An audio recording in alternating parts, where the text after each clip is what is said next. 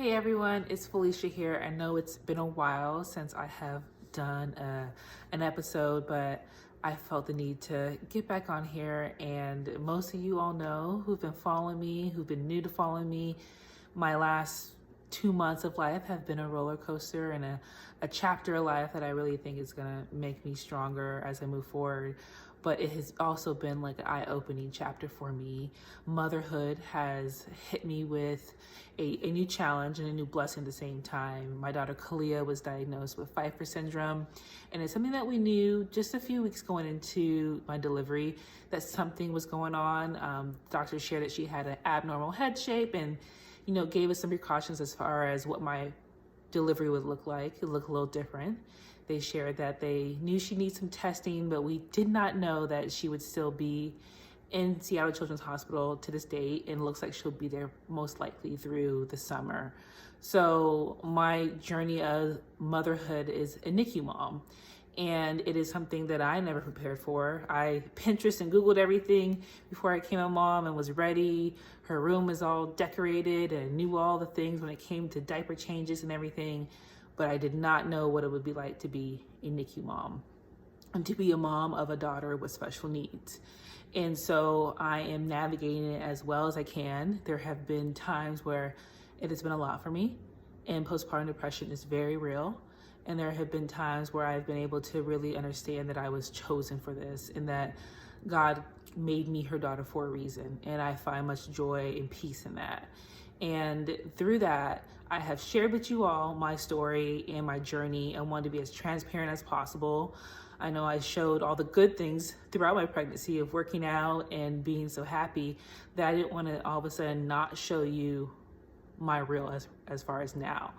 I need to continue to show that because I've realized that that reality is not always out there. That one thing that really caught up with me was seeing everybody on Instagram and their healthy babies and their photo shoots, and I don't get to do all that. And so that was hard for me, but also realizing that anyone can go through anything at any period of time. We are not exempt from struggling. We are not exempt from hardships in our life.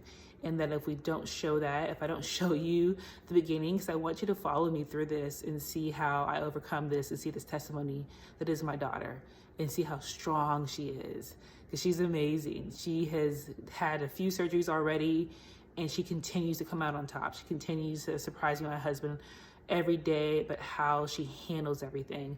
And I want her to see the story. I want her to look back and see how she overcame so many things that she might not remember. So with all that being said, I've been showing you my life via Instagram stories. I also want to put it in a blog form. Many of you shared, make a blog. And so I'm going to do it because I wanted to live on forever. And it's also a bit therapeutic for me. And so I will be posting blogs. I don't know how frequent they be, but they will be like my journey. And I also will share tips because once I realized I was going to be a NICU mom, I looked on the internet and how do you cope with being a NICU mom? How do you deal with, motherhood being this unexpected journey that you didn't quite picture? And there was a lot out there. And if there was, it didn't like coming from someone like me.